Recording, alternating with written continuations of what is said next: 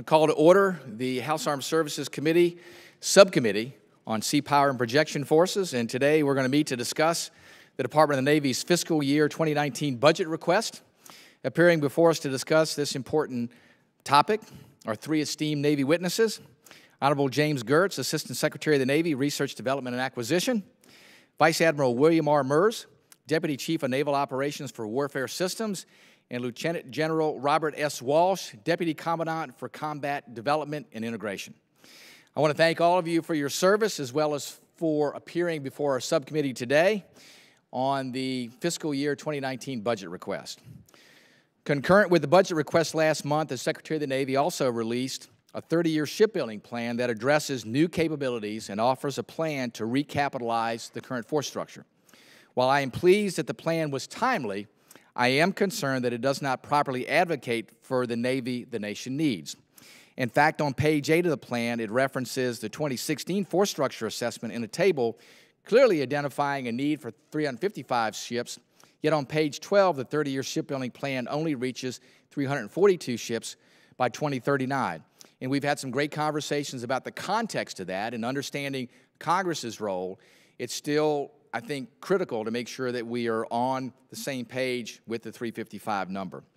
Critical shortfalls in aircraft carriers, large deck amphibs, and attack submarines are debilitating to our national security and only serve to embolden our potential adversaries. I think that the Navy sometimes misses the strategic imperative and national urgency associated with the message our nation needs to send to the world when an inadequate shipbuilding budget is proposed. Shipbuilding is a sign of our nation's resolve, and a weak shipbuilding request is carefully watched by our adversaries. We need to significantly improve our Navy shipbuilding to meet the President's objective of a 355-ship Navy. As I spoke of the other day, people will get sick of hearing it from me, but $26.2 billion and 13 ships as the floor will be a refrain that you will constantly hear as to the needs for this nation. As to the Marine Corps, I'm pleased this committee supported the authorization of another San Antonio-class amphibious ship in the FY19 NDAA. While I continue to hold some concerns with respect to conducting amphibious operations in a contested environment, I understand that the Marine Corps is actively seeking new strategies to overcome these challenges through exercises such as Bold Alligator, and I applaud these efforts. Lieutenant General Walsh, you and I have talked extensively about that, and I appreciate the innovation and creativity the Marine Corps is showing in looking at how to operate in those contested environments to continue to do forcible entry amphibious operations. Those things are key. Our Marine Corps was created to be an amphibious force. Therefore, we must rapidly insert innovation into the amphibious warfare plan to ensure we are successful in future conflict. Additionally, I'm concerned about the Navy's enabling forces and specifically the surge sea lift forces. Our inability to provide a more responsive surge sea lift will place soldiers and Marines' lives at risk in a future conflict. If you can't get to the battle in time, you need to fight your way in. We have seen the casualties of such a strategy in prior conflict. We do have a better way to support the warfighter.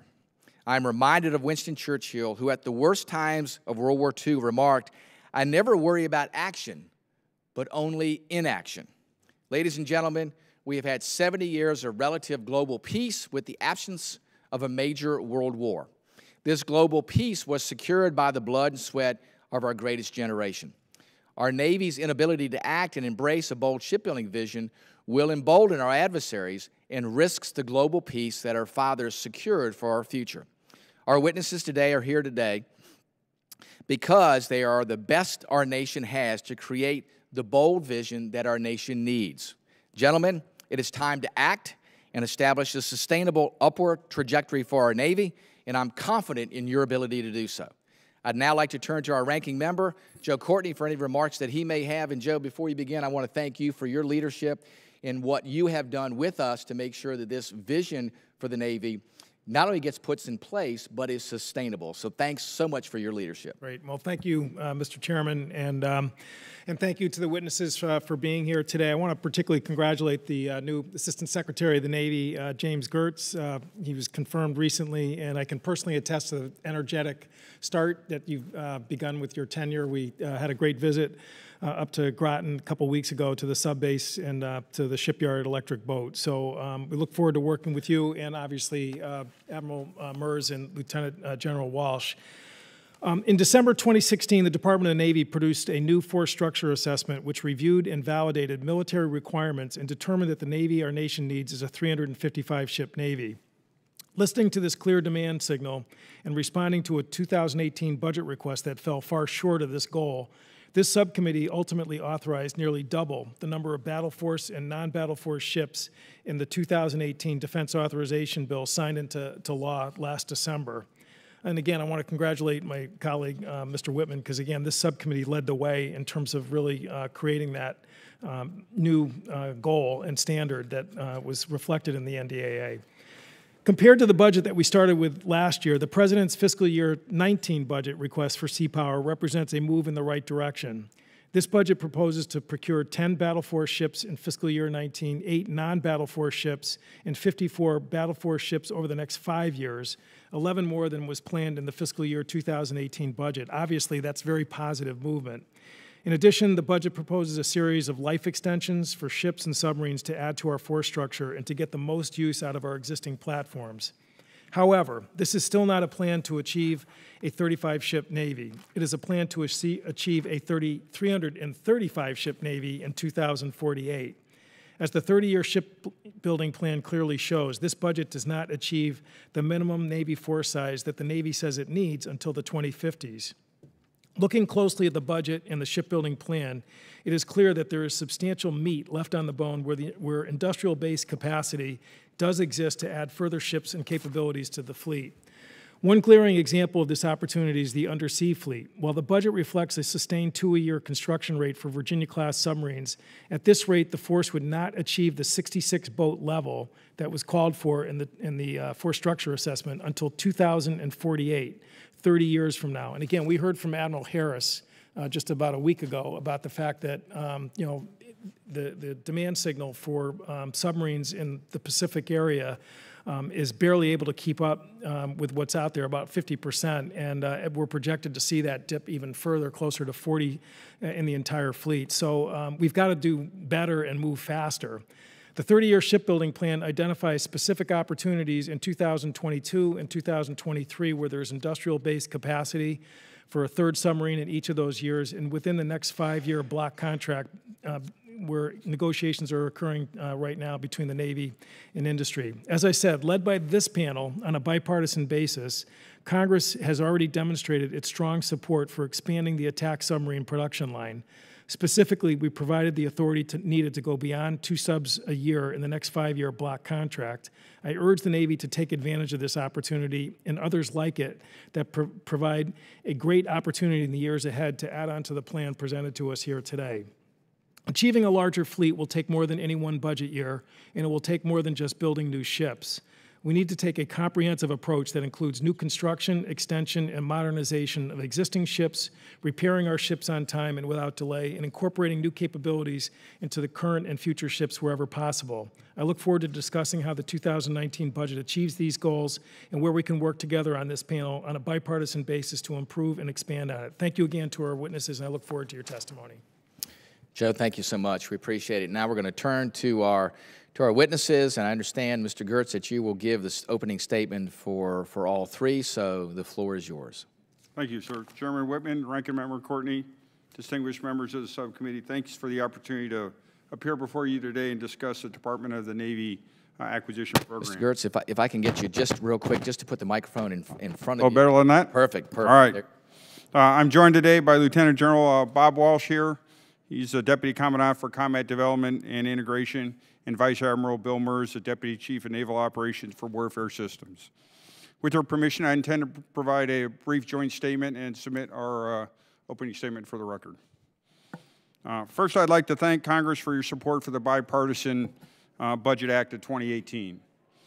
Enactment of this legislation will help provide the predictability and stability in funding that's critical to our success and will support building the Navy the nation needs and a Marine operating concept, the maritime components of the National Defense Strategy. Coming out of an era of shrinking resources and increasing operations that drove exceedingly difficult choices, We feel your efforts to put us on a course for readiness recovery and growing the fleet were substantial and significant. Thank you. Secondly, I'd like to thank this subcommittee specifically for your leadership and steadfast support of the Department of the Navy shipbuilding, not only in support of our fiscal request in 2018, but for the increasing resources you added to our request. Our sailors and Marines are better off for the great support they get from you. Thank you. The 2018 Defense Authorization Act supports the Navy's requirement for 355 Battle Force ships. The 2019 President's budget request builds towards this larger and more lethal force and reflects a continued commitment to produce a 355-ship Navy with the correct mix of ships with increasing values of speed, lethality, stealth, information, design margin, and modernization as key attributes to ensure we're providing the warfighting commanders capabilities in an increasingly contested environment. It similarly supports the Marine Corps' need for a more lethal, resilient force able to contribute to all domain access, sea control, power projection, maritime security, and deterrence in any environment. As detailed in the 2018 National Security Strategy and National Defense Strategy, it's imperative that we continuously adapt to the emerging security environment to retain and expand our competitive advantage, and do so with a sense of urgency. This requires the right balance of readiness, capability, and capacity, as well as budget stability and predictability. It also requires a constant focus on and partnership with the industrial base. They are a key element to our national security. Together, we can ensure our military's capability, capacity, and readiness can continue to deliver superior naval power around the world, both today and tomorrow.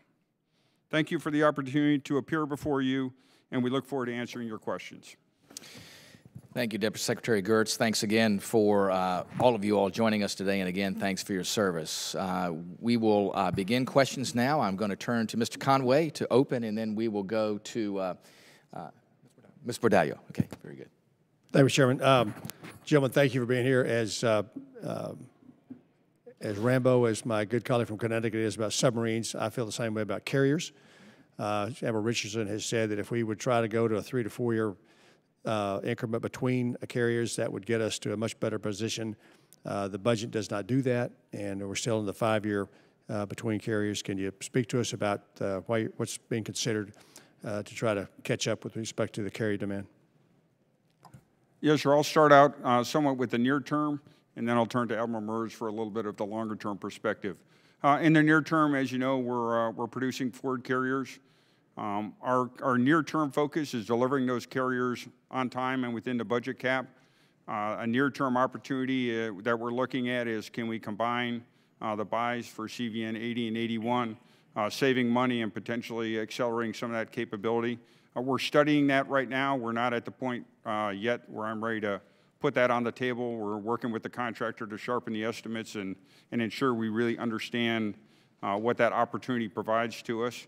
I will stay in communication here with the subcommittee as we work through that so that you can understand what those savings are, because to capitalize that, we'll take some authority from this committee, and we would look forward to working with you on that. That's on the near term. Okay, Admiral Merz can address the longer term look. Yes, sir. So the carrier procurement profile actually achieves its objective the slowest of all the ship classes in the shipbuilding plan. Secretary Geurts outlined the multi-year that we're trying to secure, and we're also looking at reducing the centers. Within the shipbuilding plan, we lay out the program record, but we also put out a timeline on top of that that shows what it would look like on 3.5 year centers. A couple of reasons for that. One is to demonstrate our commitment to trying to reach that 3.5 year centers. I'll tell you, that is probably not aggressive enough. Right now, on the four year centers, we achieved the 12 in the 2060 timeframe. If we go to 3.5, that still only moves it up to the early 2050s. So we're aggressively looking at that. Frankly, we just didn't get there in time for the Pres-Bud 19, but that work is ongoing, and you're going to see the fruits of that effort in the next shipbuilding plan that we're putting together already started. All right, I appreciate that.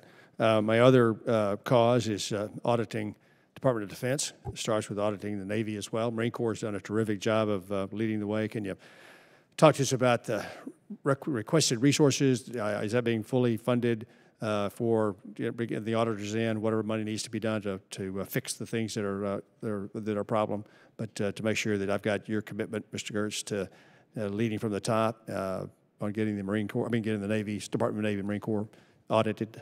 Yeah, absolutely, sure. That's certainly a priority of the Secretary. It's a priority of me. I'm not aware of any resource issues to get there. Obviously, a lot of hard work, and it's not just the financial piece of the audit. It's auditing all our processes, property accountability, and all that. And I'm confident as we work through that, we'll find issues, and then those issues are opportunities for us to work through, correct things, and again, give ourselves and the American people confidence we've got transparent, credible, and accountable processes. One of the things I'm a CPA by profession, by background. Stealing folks from other agencies who've already been through this might be particularly helpful. I know David Norquist is that exact example, but the more people you can get who've done it will get you there quicker, and so I would encourage you to be aggressively recruited for folks who've already done it. In our briefing notes, we talk about truncating the Tomahawk program, and can you walk us through briefly the ammunition missile issue that we're going to have enough stuff to shoot at people that we need to have? Yes, sir. I'll address the requirements on the Tomahawk missile side. So we're addressing our entire family of systems of missiles comprehensively, and the Tomahawk is a piece of that. Arguably one of the most important pieces of it. It's the missile we've used the most over the last couple of decades. So we're in the process of transitioning to the next generation Tomahawk. So we are tailing off the production. We have what we need on the land attack side.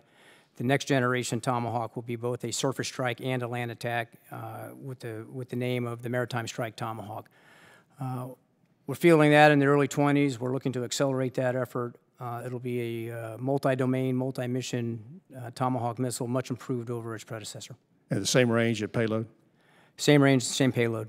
Okay. More targets. All right, thank you. You go back.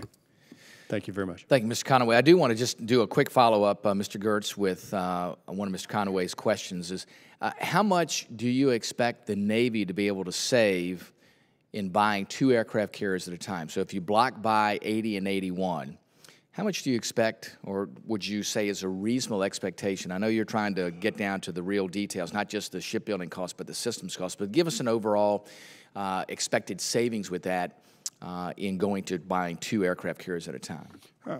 Yes, sir. I would point back historically when we've done this previously in the Nimitz class. It was on the order of a 10% savings, which is a fairly large number on a carrier buy. The exact savings for this and why we're studying it, we're kind of halfway through the first carrier, so we've got to figure out exactly what future savings are available there.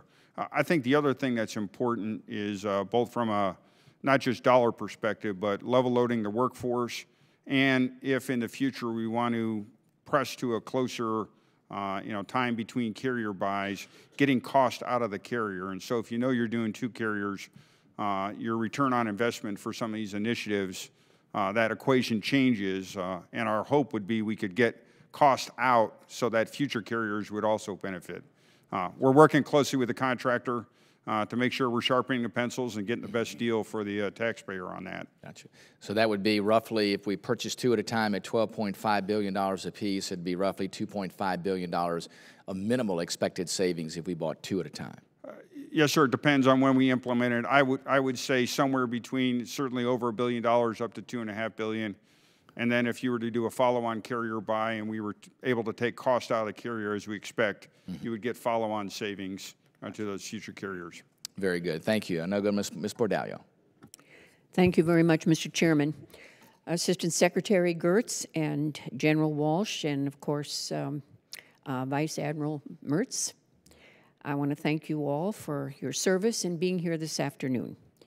My question is for the Assistant Secretary Geurts. The FY 2018 NDAA directed the Secretary of the Navy to complete a business case analysis for depot-level ship repair in the Western Pacific region. Admiral Harris, in his 2014 operational needs statement, stated, and I quote, "Dry docking on Guam is a critical component of depot-level ship repair. The capability must be maintained and regularly exercised so that capability and expertise are available to support ships of the 7th Fleet, both in peace and in war," unquote. I appreciate that you just recently assumed your responsibilities as the Navy's Assistant Secretary for Research, Development, and Acquisition, and I hope that you will bring a fresh perspective to my concerns regarding the level of ship repair capabilities in the Western Pacific. Specifically, I am concerned with mixed messages that I have received. On one hand, there appears to be a significant maintenance backlog for our fleet.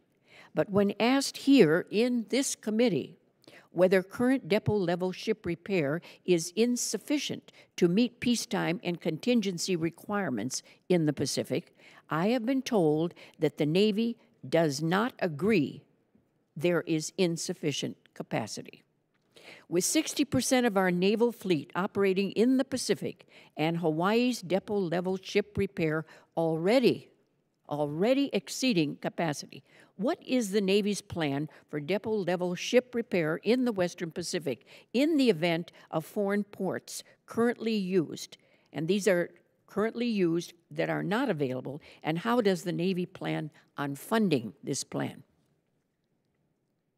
Yes, ma'am. Thank you for the question. I would say overall, I would agree with the combatant commander that obviously having maintenance and repair capability both in peace and in war is critical in the Pacific area of operation.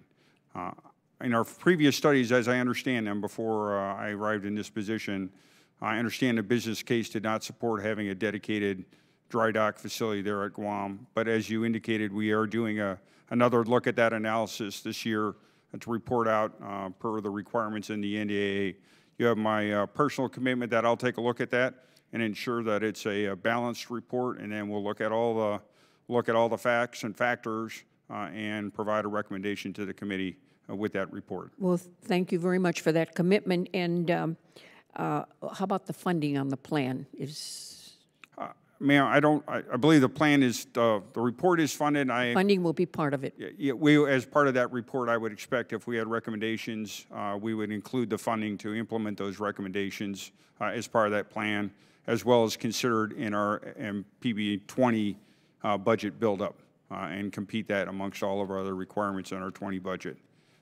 Thank you very much, Mr. Secretary. And I just want you to know the people of Guam are concerned about this. Yes, we want to be very secure. Yeah, and I look forward actually to getting out there personally and getting some eyes on out there and understand the situation. Thank you very much, and I yield back, Mr. Chairman. Thank you, Ms. Bordalio. We'll now go to Mr. Byrne. Thank you, Mr. Chairman. Gentlemen, thank you for being here today, but just as importantly, thank you for your service to our country. We appreciate it. Mr. Geurts, you made a very important statement in your opening remarks. You said that the industrial base is a key element of the Navy's plan, and I appreciate your saying that because it's so true. I want to talk to you about one particular class of ships, and I'm going to call them the small surface combatants because, as you know, we're transitioning from the LCS to the frigate. So when I say small surface combatant, we're talking about all of them. The plan this year calls for one. Now, both shipyards who presently build the LCS have released statements that the one requested ship for FY19 will lead to a gap in production that will negatively impact their yards, which will result both in job losses at the yards and increased costs to the Navy.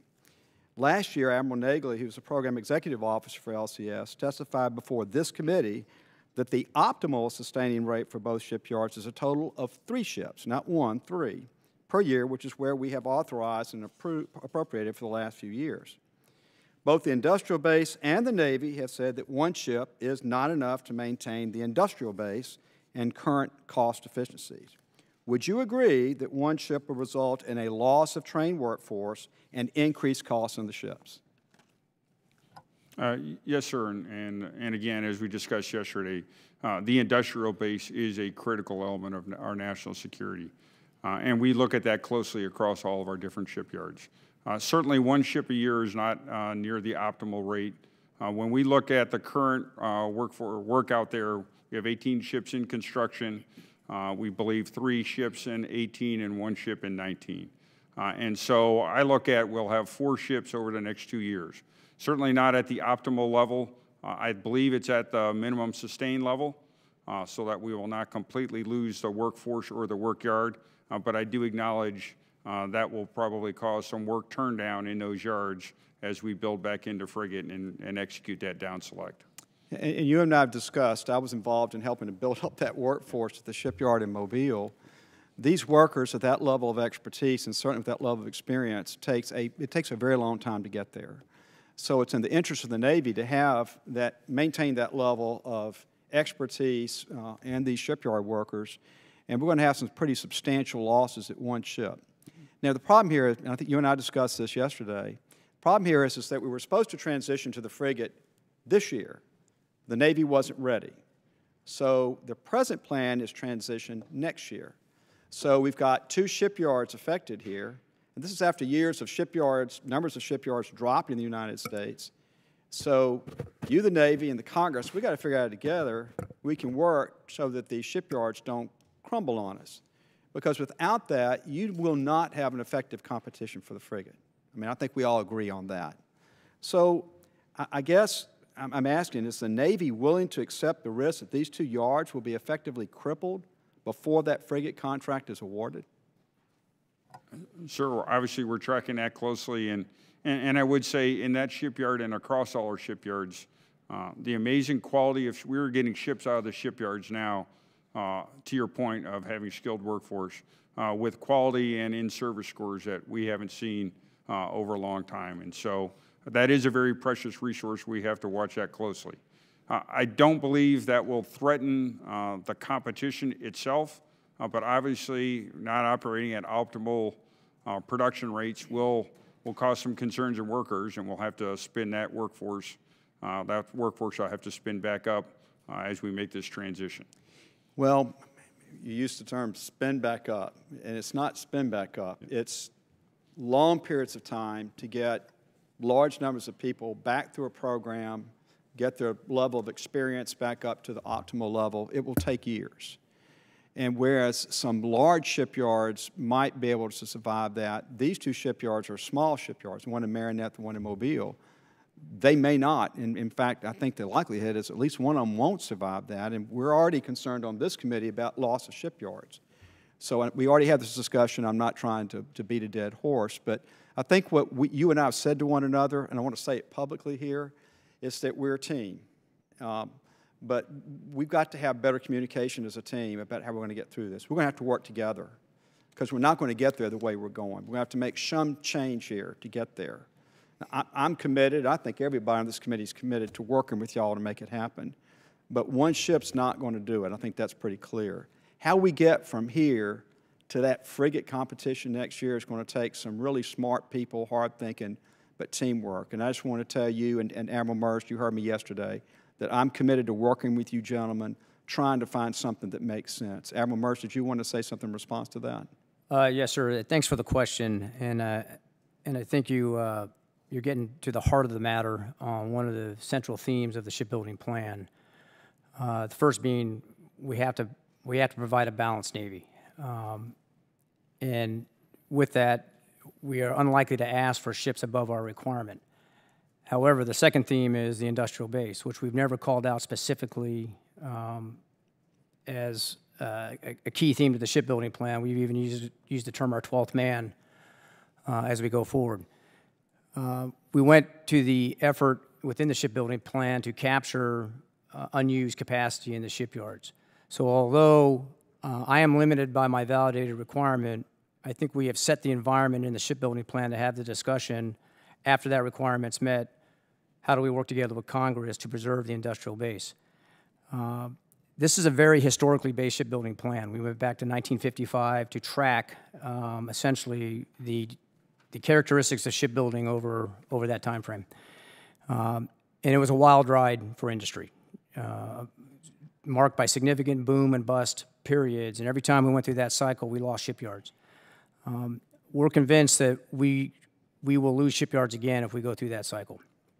So with that said, the shipyards are worth saving. We need to work with Congress on the best strategy to do that while maintaining our balance across the other 2 key elements of the Navy, which is the readiness accounts operating the ships and sailors out there today, which we've had some significant operational challenges, as you know, and then the advanced capability. We cannot grow the Navy quickly, but we can certainly turn advanced capability on the Navy we have to make it fight more lethally. Well, Admiral, all those dynamics together, I think working with you, there are options for your shipyard. Well, Admiral, my time's up, but I think I can speak for the committee to say we're not going to do anything that's going to hurt readiness for the Navy. Yeah. But I think the committee is also committed to making sure we take care of the industrial base, so we look forward to working with you. With that, Mr. Chairman, I yield back. Thank you, Mr. Byrne. Appreciate it. We'll now go to Mr. McEachin. Thank you, Mr. Chairman. And this question is for you, Mr. Secretary, Assistant Secretary. We talk a lot about using resources wisely, about making investments up front that will pay off in the long run. When it comes to shipbuilding, it seems to me that digitation of blueprints, for example, and related technologies like 3D modeling and augmented reality have the potential to deliver significant efficiencies and cost savings during both acquisition and sustainment. Can you please speak to the value of digital in shipbuilding? Could expanding the use of these technologies help us more swiftly reach our goal of 355 battle force ships and more effectively sustain that force? Yes, sir. Great question. And you know, as I've taken on this new role, some folks have kind of coined my approach as 3D approach, right? So one is decentralized. How do we get the bureaucracy to operate at speed? Differentiate. So how do we move those things fast that need to go fast, move those things that need to be a little bit more precise at a precise speed? My third is digitization. And for the first time, you said that so well. Yeah. You know, for the first time, we've got a nuclear submarine and a nuclear carrier built in the digital environment. And in recent visits I've had with the Secretary down to Newport News, looking at that aircraft carrier, and what you could do starting with digital, I think is going to be one of the fundamental things that allows us to drive cost out of these programs. And what's also very interesting is you would think it would be just the new generation would be excited about digital. What's interesting there is you see, folks that have been in shipyard 20, 30 years, you hand them these new tools, and they're coming up with ways to do things at, 1/10 of the time by using virtual reality to understand where the pipes are they need to inspect, or where the welds they need to go look at. How do they schedule their work better? So I think it is going to be one of the founding things we're going to pivot on to really drive cost out. Again, I think the 355 plan shows us the way there. It's got some limitations of funding, so as we can reduce the cost to product, that will also allow us to accelerate into that plan. So are there steps Congress can take, investments we can make, or authorities that we can provide to encourage greater use of these technologies?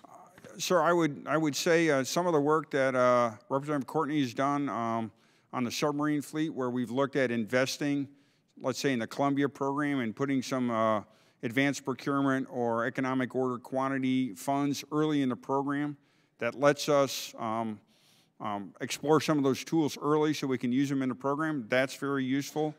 Quite frankly, having a shipyard plan that shows serial production and gives the industry confidence that we are going to continue to build, allows them to make investment decisions that bring that digital environment in much more quickly than if the government funded it. And then on our side, on the government side, we need to do work to understand how do we use those digital tools to certify work more quickly, make sure we can sign off on things more quickly.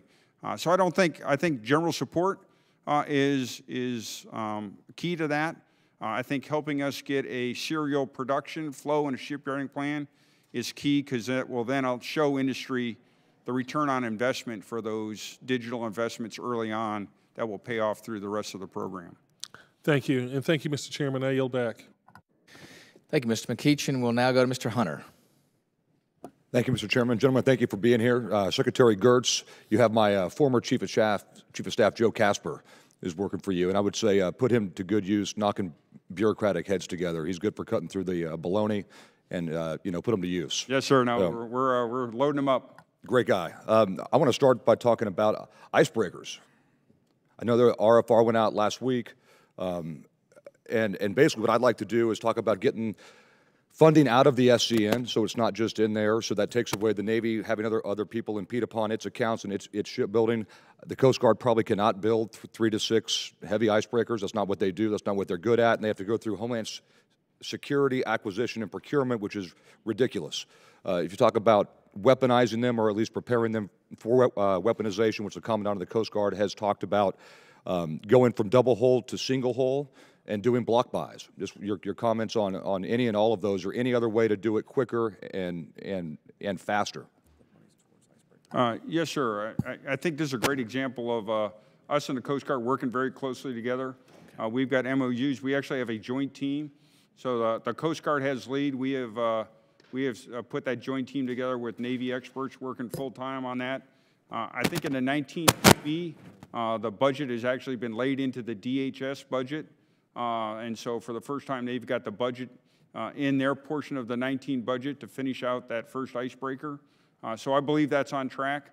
And then to your point, I think, again, we are going to share all our lessons learned, everything we have in the kit bag about block buys or multi-year buys, or how to rig for serial production, assuming success in this first icebreaker as we've got it underway.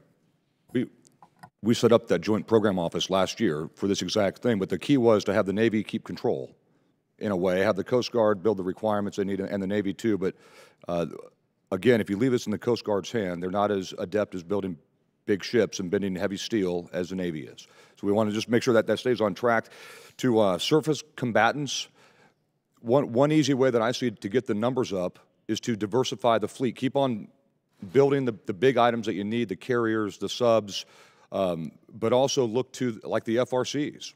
The FRCs that are being built in Louisiana, weaponizing those, the offshore patrol cutters. There's different things out there when you talk about Marinette and other small shipyards. Simply transitioning to the NSC, the National Security Cutter, is a great small craft that the Navy could use. And in my opinion, it would have been a better LCS than the LCS.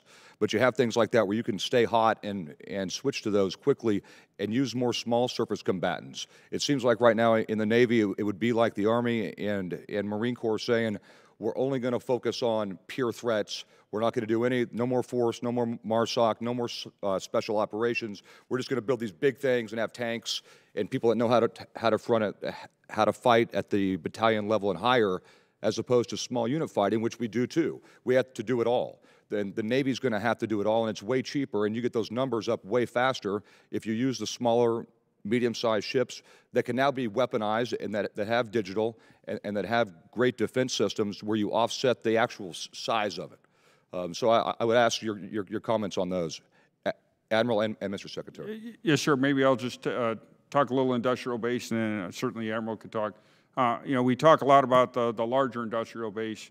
I guess I would also say, and we're doing specific things to preserve the mid-tier industrial base as well as the small business industrial base. So we'll have a number of awards this year with small business building, again, smaller vessels, but they'll have full-up capability there. And so to your point, there's great industrial base across.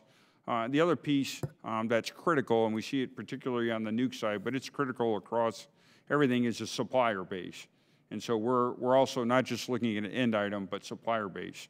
And so when we think the whole industrial base, we think all the way through that: big yards, mid-tier yards, small yards, and supplier base. But I'll turn to Admiral Merz on the kind of requirement content. Specifically to diversification. Yes, sir. Yep.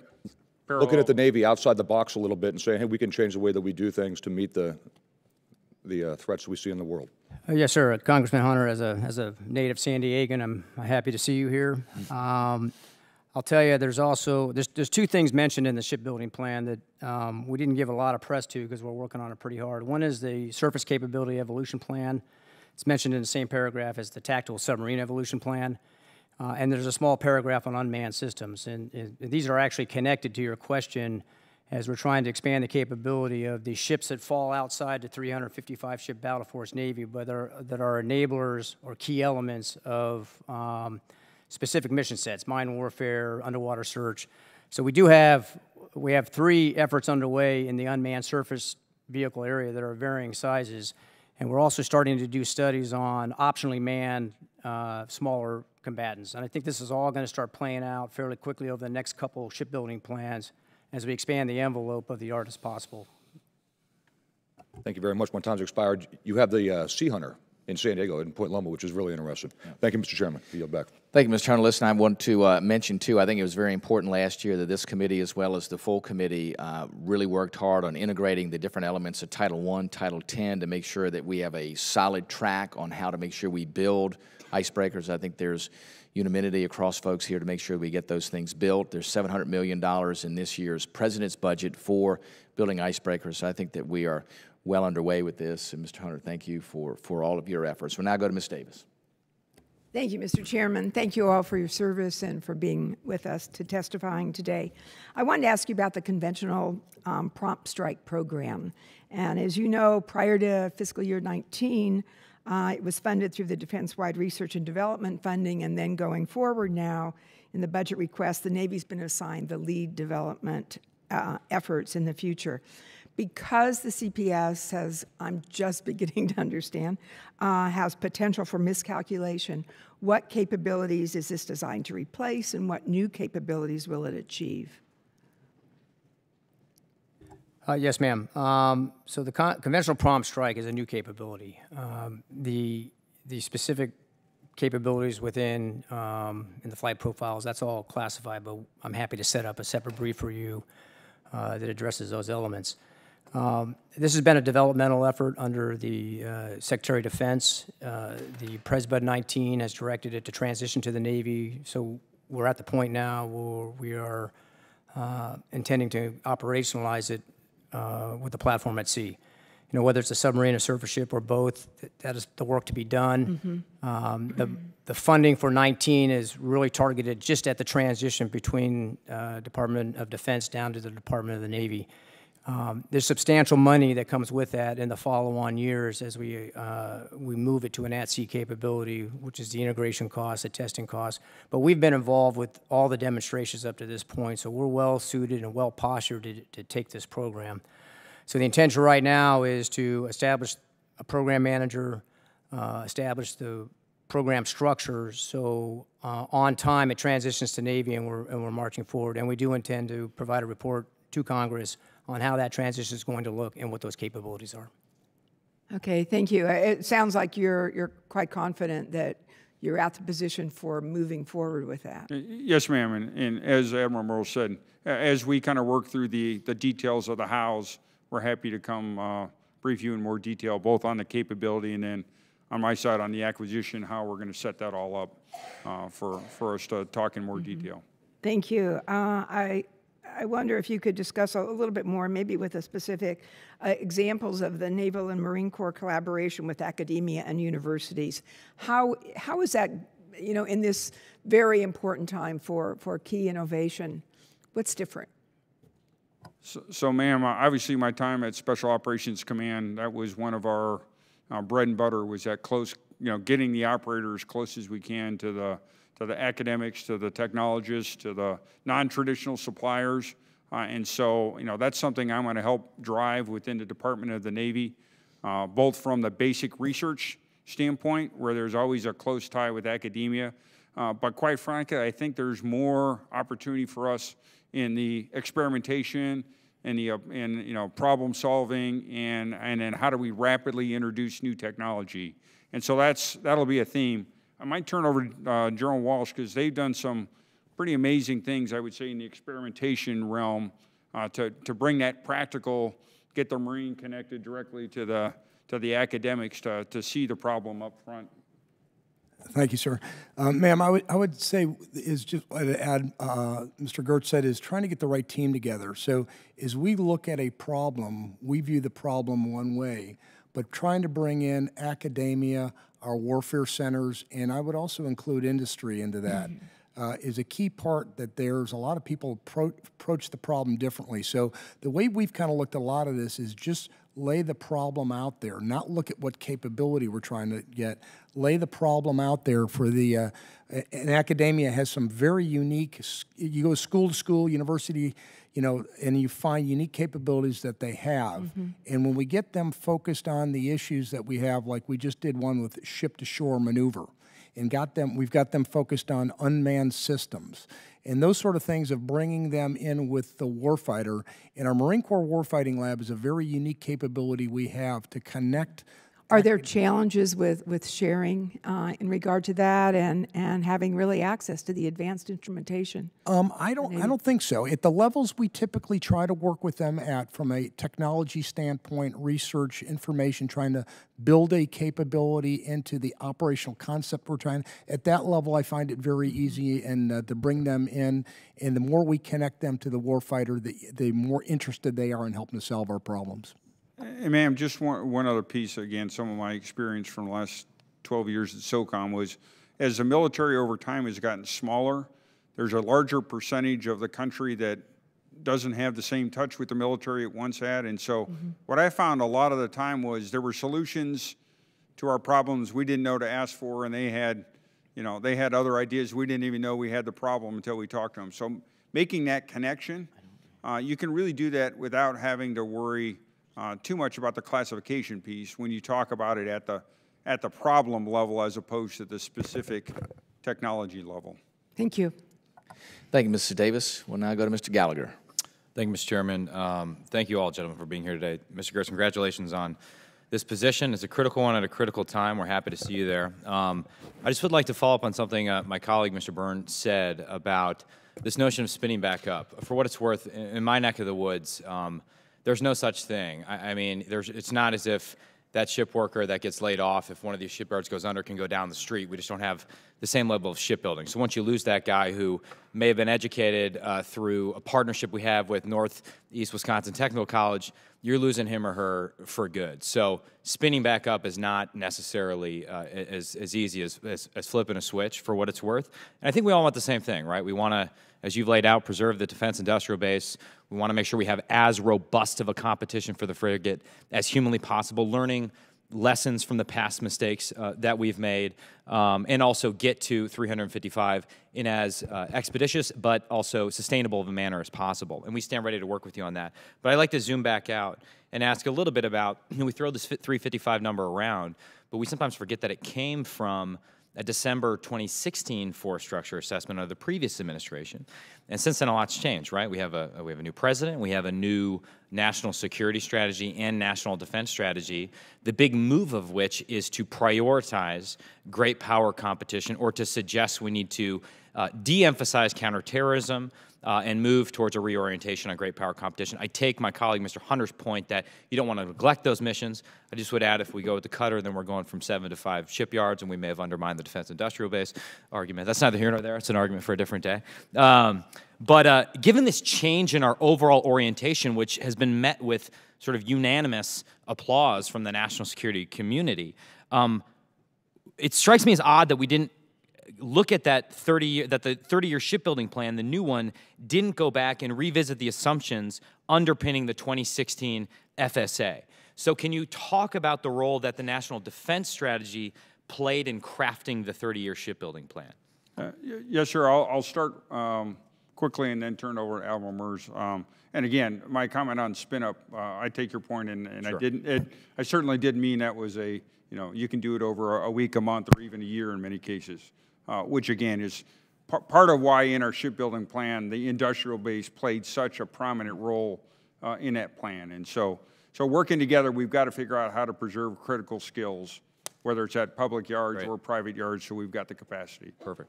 In terms of the 30-year shipbuilding plan, I'll turn it over to Admiral Merz, and we can talk about that, recognizing that's a point-in-time living document. And Bill, if you want to share a little bit more kind of what you think going forward. Yes, sir. I appreciate the question because this gets down to the fundamentals of the 355 and what constitutes it, which is essentially a requirements-based approach for each type of ship. Add those all up and you get 355. we intend to do another FSA with the new National Defense Strategy. There's a series of events that have to happen before we do the FSA, starting with the combatant commanders all the way down to the defense planning guidance that leads us to the scenarios we need to plan for. We have done multiple studies on the architecture of the Navy and the size of the Navy. Every single one of them says we have to grow. And we have to grow with these fundamental types of ships. So we don't expect much of that to change with the next FSA. There may be some changes on the margin. There may be another number that we're shooting for, but it's going to be bigger than we are today. So we have to move out, and we have to move out aggressively as we go forward. The small surface combatants in particular, which is the area of concern for your shipyard, I mean, there was a lethality aspect of that that brought us to the mix between frigates and LCS. So we are definitely going to revisit on the next FSA based on the key elements of the National Defense Strategy. This will probably be done sometime over the next year, as soon as we can. We are eager to get this new FSA completed, but the undeniable fact is we still need to get bigger, and it's still going to be some combination of these ships. Well, you referenced sort of the multiple studies that have been done, and of the outside studies that we've commissioned, only one seems to have the same explicit focus on great power competition that the NDS has. They seem to mirror each other in that respect, and that is the CSBA study. And in that, it calls for growing small surface combatants from 52 to 71, I believe, if I'm getting that correct. Have you given any thoughts to, I mean, what role does that, sort of the CSBA worldview play as you guys think about a new FSA? We're going crazy with these acronyms, by the way. Yes, sir. So the CSBA was one of the three initial studies we did, CSBA, the MITRE, and then the Navy FSA as we came through it. And the Navy FSA did use the great power competition approach also to determine the proper mix of ships. We are very focused on the small surface combatant. I don't expect that number to go down. I do expect maybe the composition to change just based on the lethality aspects driven by the National Defense Strategy. But there are a lot of, as I'm sure you can appreciate, competing factors that go into that type of study, and we plan to initiate and complete that as soon as we can. Thank you, gentlemen. I'm out of time. Thank you, Mr. Gallagher. We'll now go to Mr. Langevin. Thank you, Mr. Chairman, and thank you to all of our witnesses for your testimony today and for your service to the country. So our competitors are steadily pursuing advanced capabilities and technologies, and I, too, believe that we have to continue to invest in both research and development of advanced technologies and transitioning them as soon as possible to the warfighter. But you know, it seems that both China and Russia continue to do just that. Last month, China appeared to mount an electromagnetic railgun on board a new ship. And last week, Russia announced a, quote, invincible hypersonic cruise missile. So would you agree that hypersonic technologies such as electromagnetic railgun have the potential to be game-changing in the hands of our warfighters, helping the United States maintain its edge in this domain? And we've researched these technologies for some time, but at what point will the Navy transition them to the warfighter? Yeah, maybe I'll have the two gentlemen give the perspectives from the service, and then I'll provide a kind of technology overlay on the how and when perspective. Fair enough. Admiral. Yes, sir. Thank you, Congressman. And that just reminded me of my negligence to thank the committee on the hard work behind the scenes on the Bipartisan Budget Act that is probably going to get us finally on track to be able to pursue a lot of these advanced capabilities robustly. And for the greater Congress. Hypersonics and railgun are high-interest items for the Navy. We intend to do actually a 10-round per minute test of the railgun later on this year, and we have a series of hypersonic efforts underway. And again, this is a little bit of a delicate discussion before I run off into the classification realm. So I'm certainly happy to set up a classified brief for you, but I do believe they're game changers. This is the family of capabilities that we can get off of what we call the linear capability improvement and get into a geometric improvement with the existing platforms we have today. So we're very excited and enthusiastic to field these capabilities as soon as we can, in concert with growing the size of the Navy. If I could follow up with Admiral Merz, interesting his point he brought up was the the ability to give us stability in the budget and allowing us to be able to do that. Because what we're seeing is that stability in the budget is allowing us to put the right S&T investments in where we need to go. We also see it helping industry understand that stability, and they're putting the right investment in there. So as we look at things like hypersonics, also I'd throw in high-velocity projectiles, potentially game-changing investments and capabilities where we make that linear high-velocity learning an increase that will leap ahead of the threat, and in many ways as the Cold War was, where we were able to invest our S&T or our industry research and develop into areas where we could leap ahead of the threat and stay ahead of the threat. The money that we're now seeing from a predictable budget that you're giving us is allowing us to invest in areas that are now starting to move very quickly and are going to give us that advantage into the future.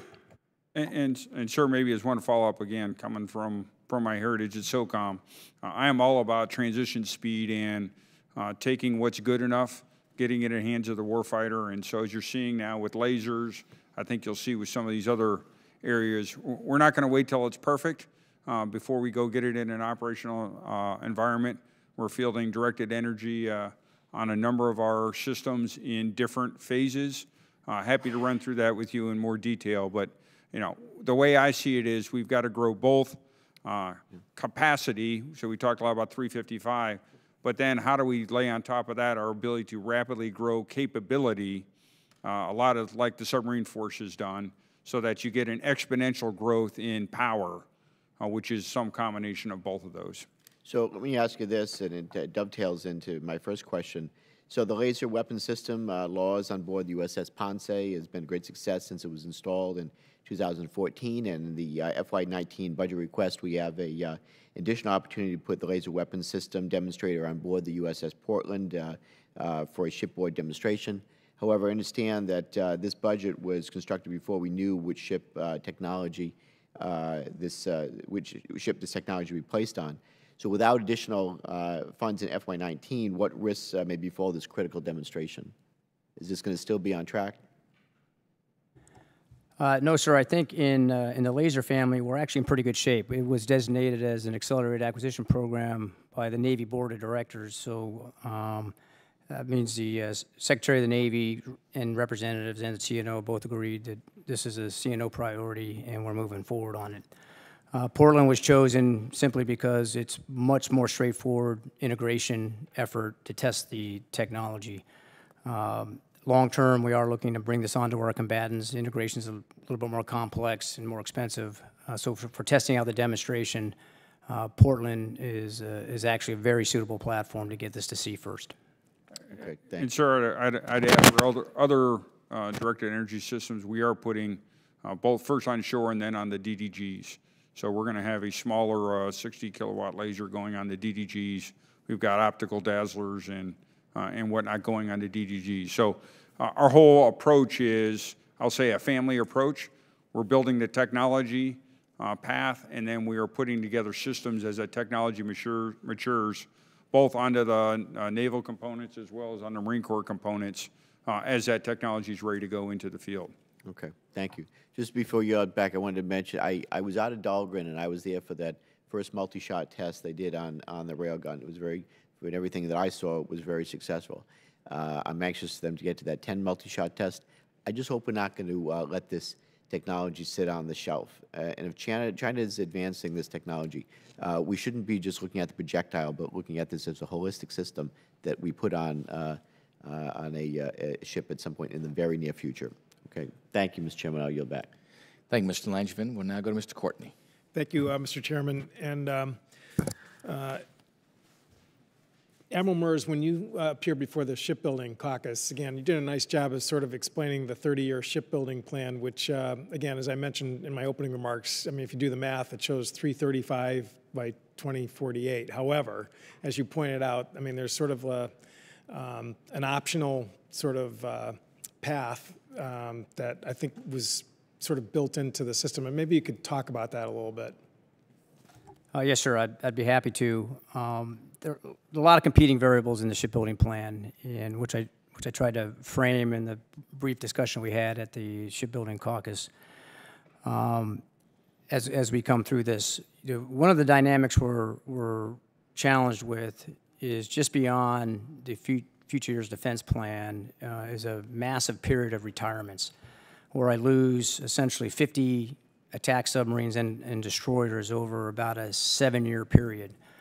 Now we're going to aggressively attack that with service life extensions to help smooth out that divot, but that will not get us to 355 any faster. It just smooths the ramp. I really want everyone to focus on the shipbuilding plan as the opportunity to grow, which was the purpose of identifying the available industrial capacity.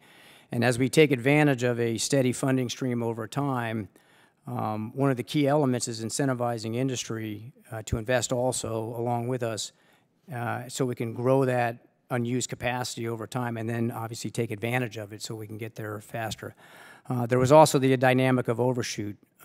Although we want to get to 355 as soon as we can, we have to work closely with Congress on what do we do when we get there. If we get there very aggressively and stop, then we immediately create another bust period for industry. And with the fragility of the base now, very concerning for the Navy as we come through that. So we think we have options to get there much faster. We laid out a steady state profile that took advantage of the resources we have, and that is simply projected out at the 19 level. We do know there are going to be additional bills outside the 5-year plan when Columbia class comes into serial production, another variable we'll have to manage. But there's a couple ways to do that besides just additional resources. We discussed the audit. Well, one of the objectives of the audit is for some acquisition reform so we can get better with the money we have. We have to be very, very careful that we don't get complacent just because the budget is growing, that business as usual is going to get us there. We know it's not. We know we are going to need more resources, whether it's $26 billion per year or $26 to $30 billion a year, depending on what the challenges are beyond the fit-up.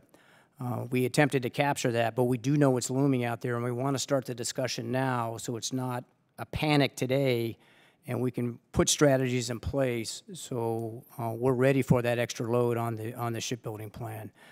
So we know it's an unsatisfying ramp, but in the balance of the Navy, of our readiness and capability, we felt we've hit the mark on what we have to do to set a base profile that we cannot go below or we will not grow at all. And we have to protect that and then take advantage of any aggressive growth that we might be able to support with Congress's help going forward. One final piece to that is the operating cost of the Navy. So what you will see in the next shipbuilding plan is an appendix dedicated just to, hey, this is what it's going to take to build a 355-ship Navy. This is what it's going to cost to operate that 355-ship Navy, and we're going to have to work closely with Congress to make sure that paces the delivery of the ships, and that's the personnel, that's the maintenance plans, the ordnance, et cetera. Does that It does, yes, and again, just to sort of complete the picture, I mean, literally, you had a visual aid as part of the shipbuilding plan, which had the colored boxes and the white boxes, and again, the white boxes are really where, again, you have these options that I think were specifically identified in terms of specific classes. Again, can you kind of just walk us through that? Yes, sir. So it's also important to understand on that shipbuilding plan, we are not talking in generalities. We're not talking in sand charts. Each one of those colored blocks is on the 30-year shipbuilding plan is to the best of our ability identifying a ship we need to buy in that year or in that time frame. The white blocks on top of that do identify the capacity. So the goal is to not just fill in white blocks, but to create more white blocks that we can fill in. I'll turn it over to Secretary Geurts. Yeah, that was going to be my point. The white blocks are what we know today.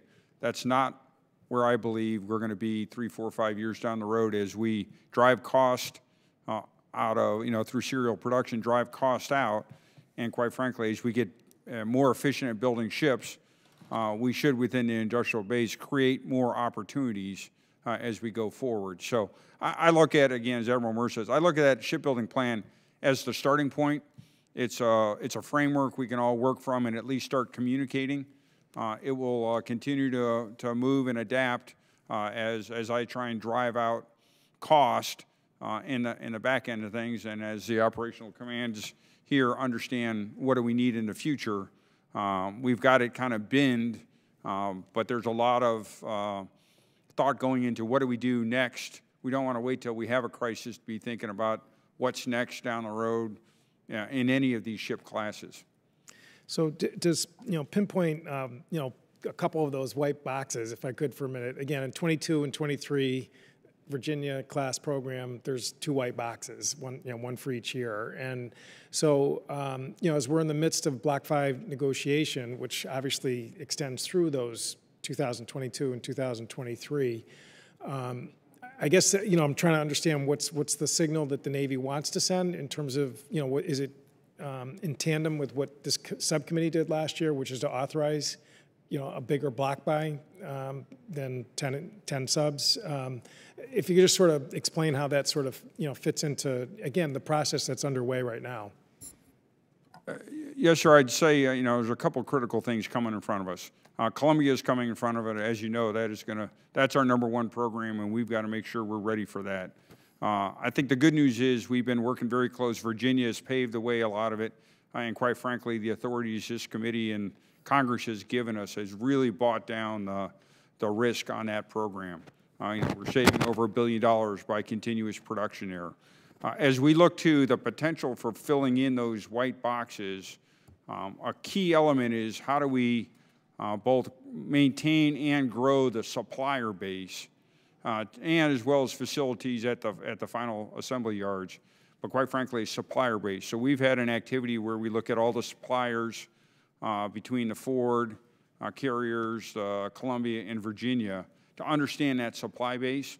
And some of the things in 18, those funds that you had identified, there are critical to get those suppliers up and ready and ramped up. One, to make sure they're healthy so they'll be there, and then 2, that they'll be able to produce at the rates we need them to. And then as we do a better job of synchronizing in maintenance availabilities and planning for maintenance and major repair, I think that will, again, give us a better composite picture so we can really understand our needs and then show industry, here's the predictable work that's coming so that they can do what industry does well. When they have predictable work that they can plan for, they can be very effective and efficient and make the investments now that will enable us to execute then. Thank you to all the witnesses for really creating a great record today. And with that, I yield back. Thank you, Mr. Courtney. Gentlemen, again, thanks for joining us today. Thanks so much for your perspective. I think it's extraordinarily important. As you all have pointed out, a tremendously challenging environment for us. I think we have our path laid out through both the national security strategy, national defense strategy, food for thought with a 30-year shipbuilding plan, force structure assessment coming out too. I think is also going to challenge all of us to make sure that we are on path to build a 355-ship Navy. I do want to drill down a little bit first with you, Lieutenant General Walsh. First of all, thanks so much for your diligence and all of your efforts in looking at surge sea lift as a component of how the Marine Corps will pursue the fight when asked to do so. And I really appreciate all that you've done there to really understand that and look at that top to bottom. We understand that one of the important elements of being able to project power for the Marine Corps is the logistics associated with getting there and sustaining the fight. And I think you all have really laid that out well. One of the key components there that I think is concerning is surge sea lift. We have an RRF today, Ready Reserve Fleet, that is 46 ships that average in age 43 years. Old ships, very challenging to maintain. In fact, by the end of this year, we will be the only country on the face of the earth that will continue to maintain and operate steam plants in ships. Now, old technology sometimes has an advantage. I would argue in this case it does not. So what we've got to look at is how does that limitation straddle us in things like pursuing an operations plan. General Dunford laid out, said that the big challenge for executing the Korean Peninsula O plan is logistics in surge. So I want to ask you from the Marine Corps standpoint in looking at your part of that strategy and the mission that you will have to prosecute, how does this aging surge sea lift affect you?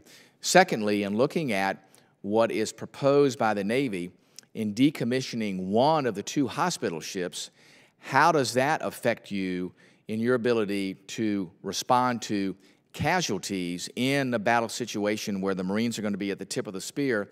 And what risk does the Marine Corps take on with this antiquated and insufficient surge sea lift force, as well as taking away one of the hospital ships in a situation that I would argue would create a significant increase in casualties without that capacity there? So I want to get your perspective on that.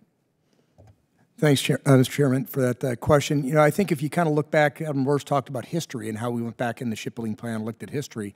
I think we've been here before with the Ready Reserve Force in the past, and I think we had some lessons learned from where we were after Desert Storm and how we fixed some of those problems going into OIF-1.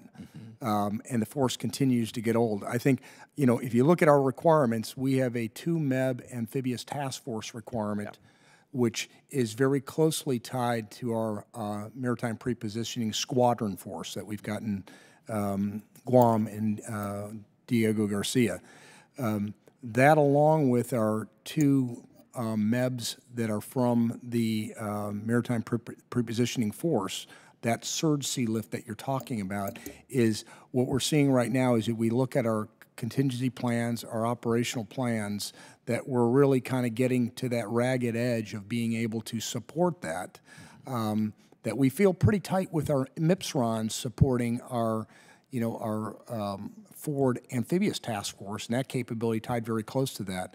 But that assault follow-on capability, that flow-in force, or those surge forces that you read about in the NDS, I think that's that area where you talked about the age of the force is, I think, what we've got ourselves really concerned with, and taking a hard look at that within Admiral Merz and also over on the N4 side. I think that's going to take a lot of focus from both the Navy and the Marine Corps to be able to look at that long-term investment, because I think right now, with the age of the force, right now we're probably at a point where we can meet what we need, but it's slowly going to degrade over time. And if with the average age of the ships that you just said, that probably by the mid-20s, we're not going to be able to meet the requirements we've got. On the side of the hospital ships, you talk about that at 2 ships isn't a lot of ships. Yeah. And that's a capability that I think the Marines, certainly the sailors too, that have deployed into Iraq and Afghanistan, they've learned a lot about the type of care that we're used to and accustomed to get and to survive on the battlefield. It's something that our armed forces have learned to say that we're going to be taken care of. And you can look back over a number of conflicts, and a lot of times militaries have quit fighting because they didn't have the proper care to fight. Yeah. And you could take a look at that in the past. So those hospital ships, of having that capability that we're used to, is a critical component of that. And I think it probably will take a deep look at, by the Navy and the Marine Corps on what that real requirement is. And I'd ask Admiral Merz if he's got anything to add to that. Sure. Admiral Merz? Yes, sir. Thank you, Mr. Chairman.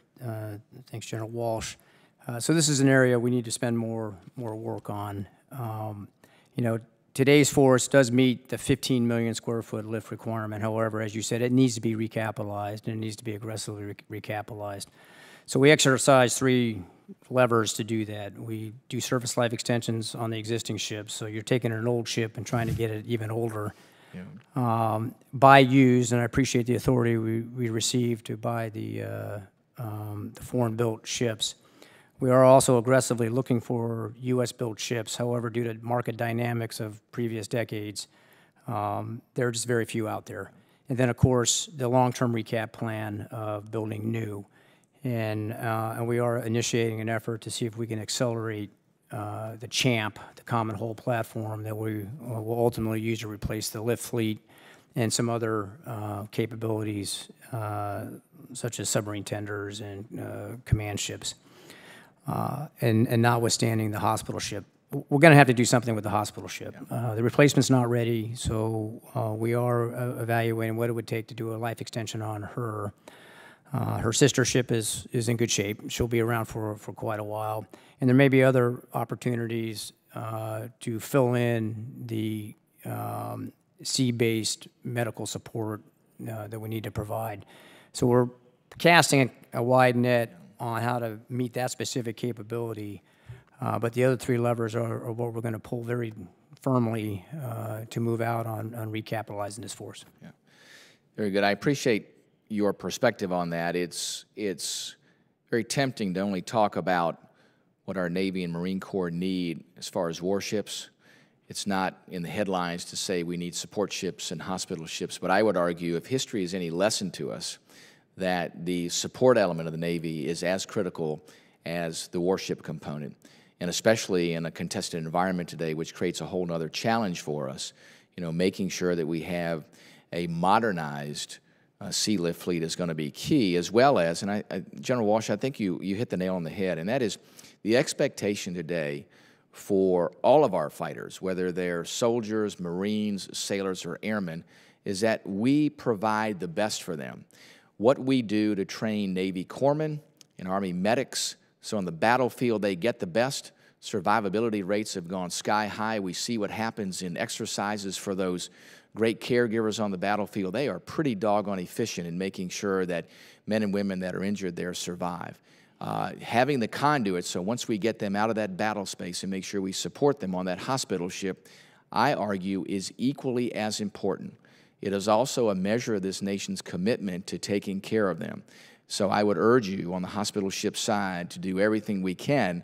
While that doesn't make the headlines as far as a shipbuilding number or an aircraft carrier or submarine, I would argue it is as, if not more important, as a measure of our nation's commitment to the men and women that serve in uniform. It sends a signal, not just to them, but their families, to say we are going to do everything we can. So I would urge you with all due diligence to make sure we take care of that, as well as the support that they need, because it's great to give them great training, but if they're out there at the tip of the spear and for the first 30 days they've got everything they need, but after that thing starts to tail off, that really becomes an issue. And Mr. Geurts, I know you know that, being there in SOCOM, and sustainment for that. As you know, our special operators get a lot of what they need, but the key to their success is sustainment. So I don't know if you have anything that you want to add. I've been lecturing here for too long, so go ahead. Sir, I completely agree with everything you said there, and it's something in this year's shipbuilding plan in our budget bill we'll look very closely at. Good. But I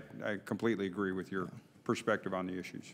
Mr. Chairman, if I could just to add to that piece is, you know, sometimes I think Admiral Merz mentioned the sea base.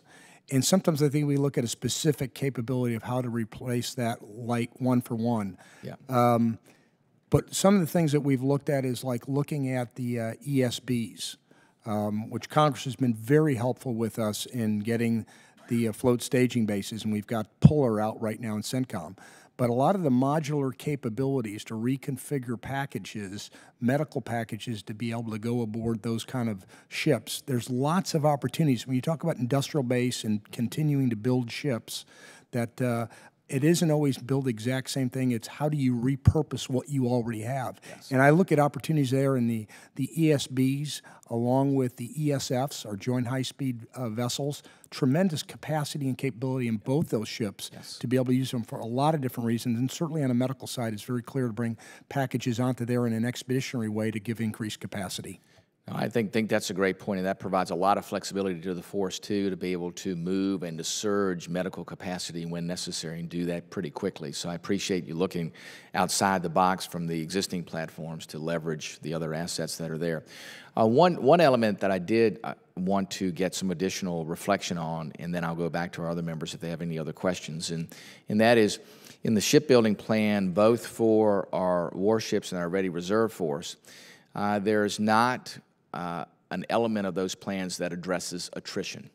And we all know in the great power competition, I suspect that there's going to be some attrition there. We talk about operating in contested space and looking at where we are. And again, if history is any lesson to us in a highly contested environment, we see what happens. So I'd like to get your reflection on how do we make sure we properly address attrition in all the elements of shipbuilding, both on our warships and our ready reserve force, in making sure that we understand what the outcome would be in that situation.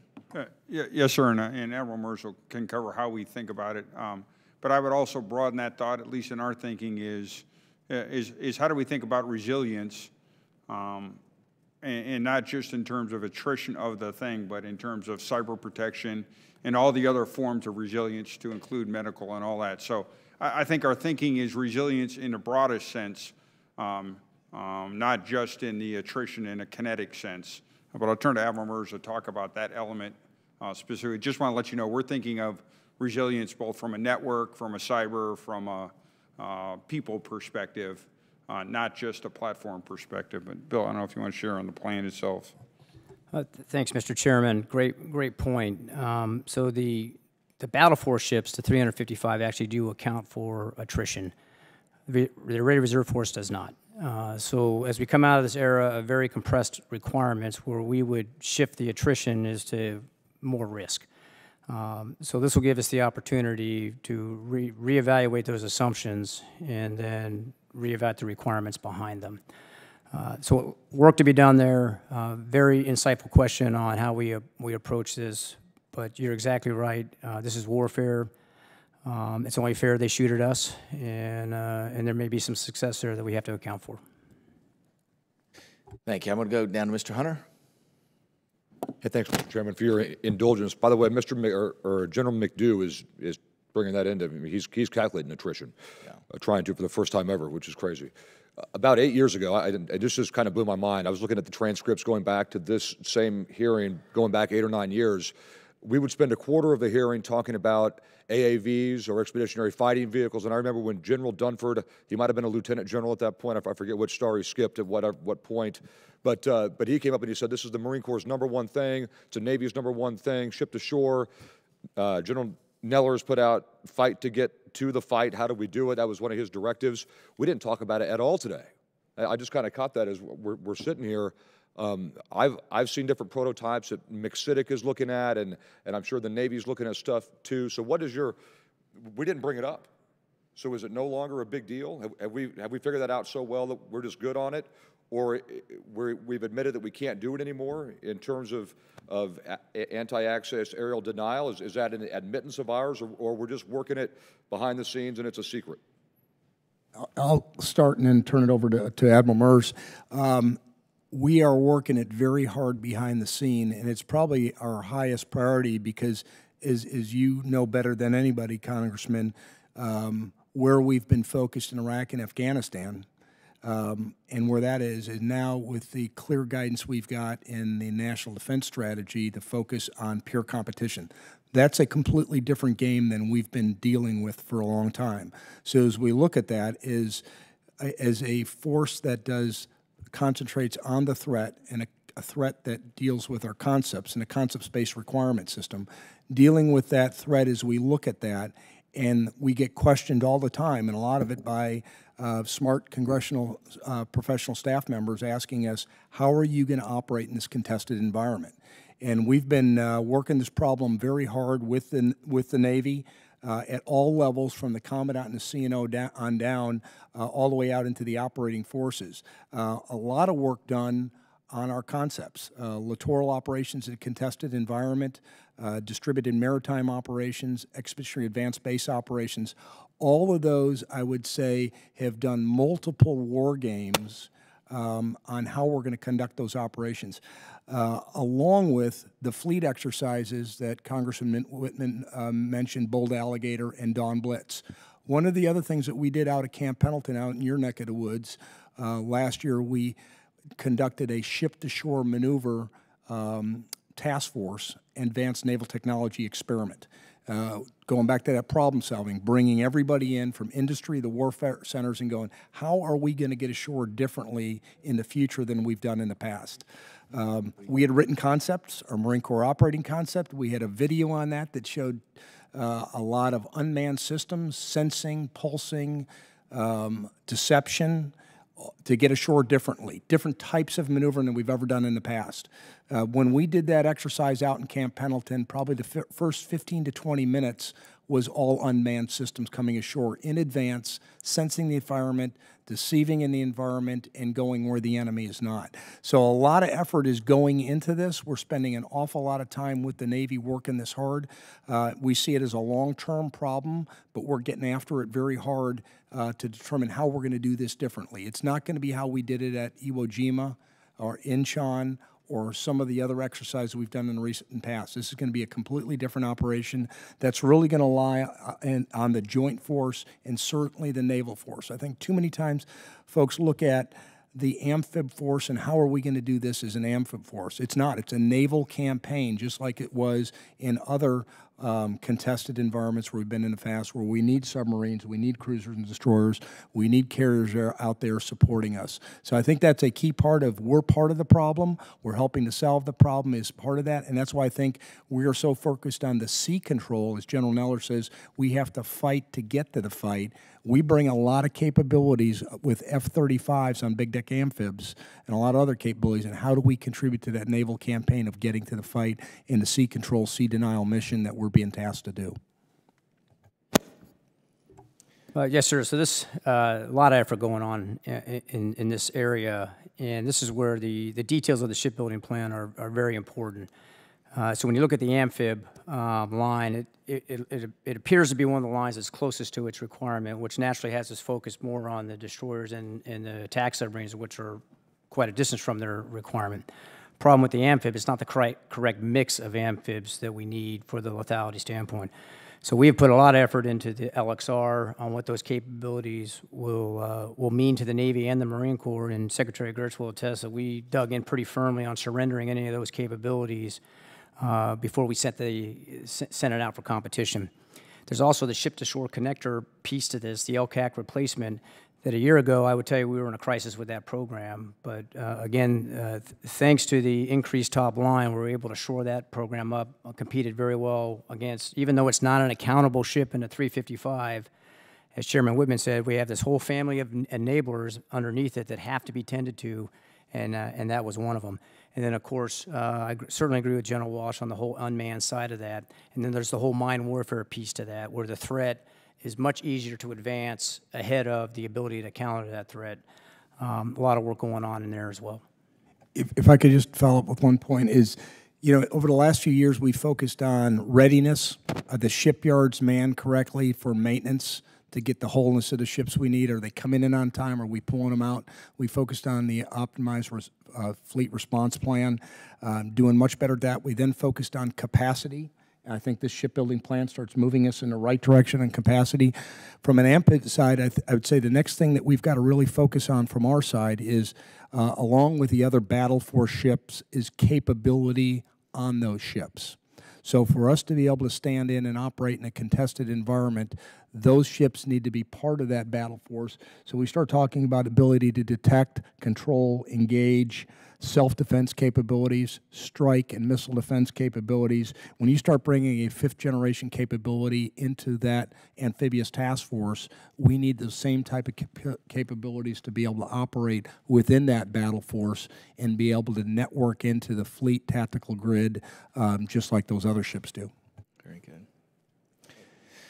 Thank you, Mr. Tunnell. Gentlemen, thanks again. It was a great and exhaustive addressing of the challenges that we face. As you've heard from other members, this is a team effort. It's a bipartisan effort, a bicameral effort to make sure we get our Navy Marine Corps team where they need to be. The Secretary of Defense, I think, has laid out very eloquently where we are today in the era of great power competition. And I will close with this, with the words of a former Admiral of the Navy, David Farragut, there at the Battle of Mobile Bay. Gentlemen, damn the torpedoes, full speed ahead. Thank you. With that, we adjourn.